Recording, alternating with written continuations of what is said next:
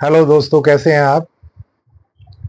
आजकल एक वर्ड बहुत सुनने में आता है, एंग्जाइटी, चिंता, फिक्र। जिसको देखो वो चिंता का शिकार है, एंग्जाइटी का शिकार है। दोस्तों, इसका रीजन जो है वो टेंशन, भय, खौफ या नकारात्मकता, पेसिमिज्म, अपने आप अपने ऊपर विश्वास ना होना, और भी कोई रीजन हो सकता है इसका। तो इसके अपोजिट जो एटीट्यूड है वो हमें अपनाना चाहिए। ऑप्टिमिज्म, इंसान को आशावादी होना चाहिए। और दूसरी चीज, जो चीज जैसी है उसको एज इट इज एक्सेप्ट कीजिए। आप एक्सेप्टेंस अपने एटीट्यूड में लाइए, फिर देखिए आप कमाल। किसी ने बहुत अच्छी बात कही है, वो कहता है कि मन जिस परिस्थिति को स्वीकार कर ले वही सुख है।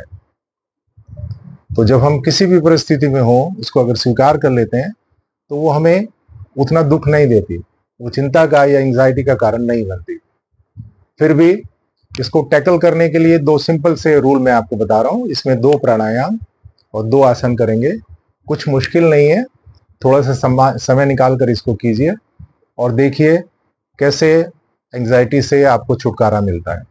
सबसे पहले कपालभाति। कपालभाति के लिए कहा जाता है, ये वो ब्रीदिंग है जो बॉडी को रिवाइव करती है। आपने देखा होगा किस तरह से करते हैं, मैं 2-3 बार आपको करके बता देता हूं।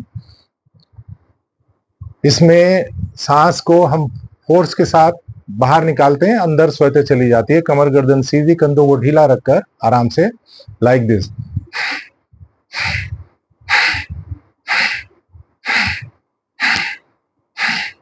जितना देर कंफर्टेबली कर सकते हैं इसको कीजिए। उसके बाद अपने आप को गैप दीजिए। थोड़ा सा गैप देने के बाद, स्पेस देने के बाद आपको दूसरा जो प्राणायाम करना है वो नाड़ी शोधन, नाड़ी शुद्धि प्राणायाम। उसे कैसे करते हैं, लेफ्ट से शुरू करेंगे, लेफ्ट से सांस भरेंगे। जितना समय भरेंगे उसका आधा समय रोकेंगे, राइट से छोड़ेंगे, फिर आधा समय रुकेंगे, राइट से भरेंगे, फिर आधा समय रुकेंगे और लेफ्ट से छोड़ देंगे। ये एक सर्कल हुआ। तो 10-12 सर्कल भी आप अगर इसके कर लेते हैं, राउंड कर लेते हैं, मोर देन इनफ। कैसे, देख लीजिए एक बार। ये मैंने राइट से सांस भरा, मैं 6 सेकंड को एक स्टैंडर्ड माना जाता है, मैंने 6 सेकंड सांस भरूंगा मैं।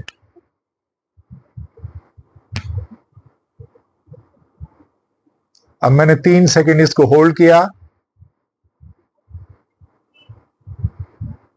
और 6 सेकंड में राइट से एक्सेल करूंगा।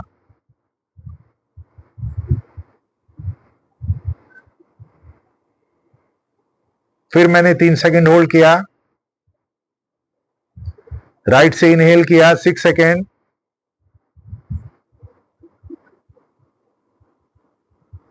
3 सेकंड होल्ड किया और लेफ्ट से 6 सेकंड एक्सेल किया।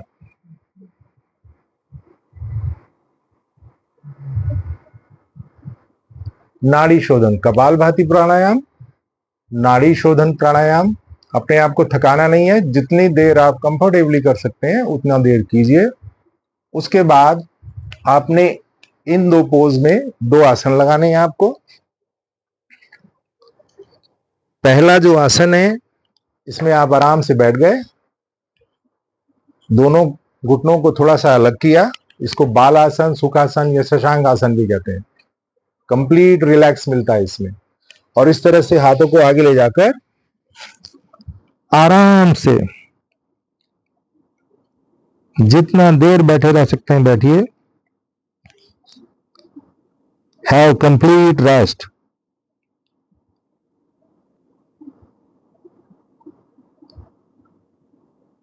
सांसें आपकी नॉर्मल है, ब्रीदिंग को नॉर्मल रखिए।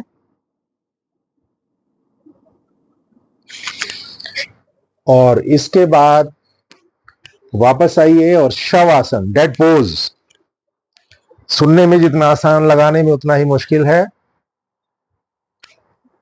आराम से लेट जाइए, दोनों पैर एक दूसरे से दूर, हाथ शरीर से अलग, हथेलियां छत की ओर, उंगलियां आधी मुड़ी हुई। कमर गर्दन को बिल्कुल सीधा रखिए। और बाहर आती श्वास के साथ पैरों को ढीला छोड़िए, बिल्कुल बेजान बेसुध। 2-3 बार ऐसा कीजिए। अगली 2-3 सांस के साथ अपनी दोनों बाहों को ढीला छोड़िए बाहर आती श्वास के साथ। उसके बाद 3 सांसों के साथ अपने कंधे और गर्दन को ढीला छोड़िए, सिर को ढीला छोड़िए। उसके बाद अपने धड़ को पूरी तरह से ढीला छोड़िए बाहर आती सांस के साथ। आपको लगेगा कि आपका शरीर जो है कारपेट से या जमीन से चिपटता जा रहा है। सर से पैर, पैर से सर, पूरे शरीर को बिल्कुल ढीला छोड़ते जाइए। कुछ ही समय के बाद आप महसूस करेंगे कि आपके जिस्म में कहीं कोई कोलाहल, हलचल, दुखन, ऐंठन, खिंचाव नहीं है। और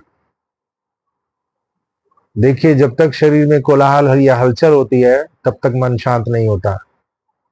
जिस बिंदु पर शरीर स्थिर हो जाता है वहां से मन शांत होना शुरू करता है और उसी समय माना जाता है कि आपने शवासन अब लगा लिया है। आराम से इसमें लेटे रहिए। अगर नींद आ जाती है नो प्रॉब्लम, अच्छी बात है। जितना देर लेटना लेटिए। उसके बाद जब भी उठना है अपने हाथों पैरों को हिलाइए, हाथों को, कंधों को, पूरे शरीर को हिलाइए। लंबा गहरा सांस भर के अपने शरीर को तानिए, स्ट्रेच कीजिए। इसको कम से कम 3 बार करते हैं। किसी भी तरह स्ट्रेच कर सकते हैं आप।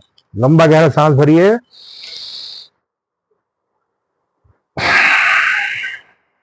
एक बार और,